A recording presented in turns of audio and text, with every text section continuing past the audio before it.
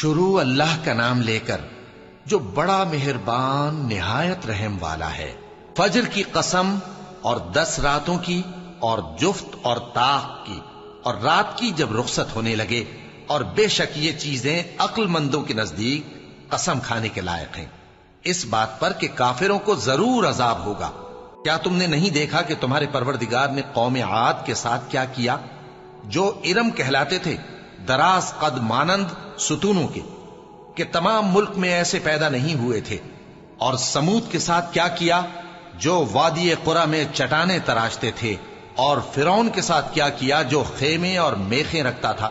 یہ لوگ ملکوں میں سرکش ہو رہے تھے، پس ان میں بہت سی خرابیاں کرتے تھے، تو تمہارے پروردگار نے ان پر عذاب کا کوڑا برسا دیا۔ بے شک تمہارا پروردگار طاق میں ہے۔ مگر انسان عجیب مخلوق ہے کہ جب اس کا پروردگار اس کو آزماتا ہے کہ اسے عزت دیتا اور نعمت بخشتا ہے تو کہتا ہے کہ میرے پروردگار نے مجھے عزت بخشی، اور جب دوسری طرح آزماتا ہے کہ اس پر روزی تنگ کر دیتا ہے تو کہتا ہے کہ میرے پروردگار نے مجھے ذلیل کیا۔ یوں نہیں، بلکہ تم لوگ یتیم کی خاطر نہیں کرتے، اور نہ مسکین کو کھانا کھلانے کی ترغیب دیتے ہو، اور میراث کے مال کو سمیٹ کر کھا جاتے ہو، اور مال کو بہت ہی عزیز رکھتے ہو۔